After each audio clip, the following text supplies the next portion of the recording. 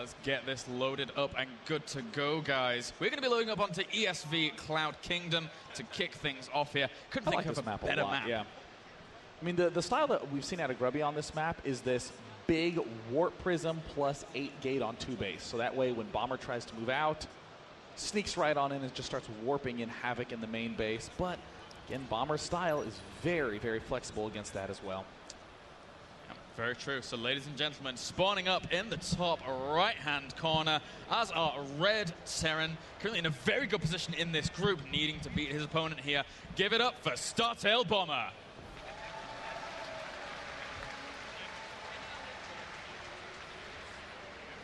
And down in the bottom left, his tournament life on the line. If you wanted to advance on to the next round, give a cheer for Grubby. And you know, interesting fact about Grubby, he actually competed in Intel Extreme Masters Seasons 1, 2, and 3 in Warcraft 3. This is now Season 7. Grubby, one of the few players to have remarkable results across multiple different titles in his pro gaming career. And coming into this season of the Intel Extreme Masters, Grubby, during the qualification process, was able to go relatively far, taking, in fact, 2 series of people such as Johnny Rico, who has recently joined Team Dignitas, a very, very up-and-coming rising star, but wasn't able to really kind of go the full way and had to sign up to that open bracket. But he showed his true colors, he showed his mettle, was able to prevail against a ridiculous level of talent there in that open bracket, as did Bomber. So both credit to both players. Grubby doing a very standard opening, just going to be chrono boosting his little heart out at the start of the game. Going for that, actually no scout, that's an interesting play. The no scout generally means that you want to be getting your first zealot up. The only reason you wouldn't want to be doing that is because you're saying, I'm against Bomber, he does one thing in this matchup, he'll definitely be doing it here in game number 1.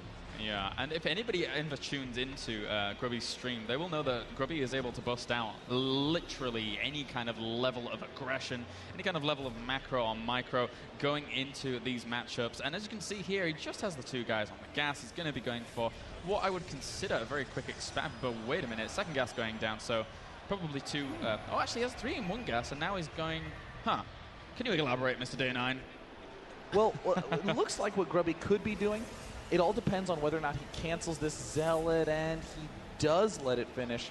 So he'll more than likely be going for some kind of Sentry-style play. He'll be, shifting it right on over, so that way it's 2 and 2 in each gas geyser. This is an interesting little scout path from Grubby. It's going to allow him to sneak right by this pesky Marine and see this early expand coming up. I was going to say, normally when I see 2 in the gas geyser, I'm thinking, okay, I've got it. I know exactly what's going on. But for just a brief moment, he put 3 in one of those gas geysers. Really threw me off just a little bit there. Thought maybe we'd see a little bit of 1 base play going on to begin with. And meanwhile, we will have Bomber just doing his standard build here, getting those staggered barracks up and running. And, you know, because of that, most Terrans get 2 barracks at exactly the same time. Ooh, but a 4th barracks, this is a little bit of a deviation. This is really uncommon for Bomber. I mean, he is a 1-build player. Oh my God. See what I mean? Oh, Grubby. Oh, God. Grubby's going to fall into a huge trap. Bomber's build will perfectly deflect this push.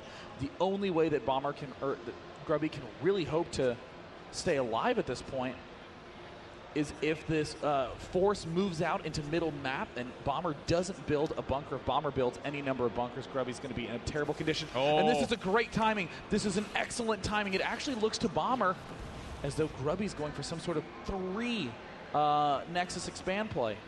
Yeah, the pylon is going down here, down at the bottom position for Grubby. Meanwhile, he wants to just continue to secure this watchtower, continue to keep his opponent in the dark. An engineering bay going down for Bomber in the back. That might be a little bit of an overstep in his production here. And he just dropped the scan. He only sees 1 gateway. This looks very, very normal, but he is chrono boosting that warp gate. Oh my gosh, this is going to be an extremely tense situation. Where is the warp? Where are the Marines going, more importantly? The Marines are trying to sneak around. Oh, wow, Grubby. Either this is going to be an extremely nice win for Grubby, or it's going to backfire. All these Marines are going to be in the main base.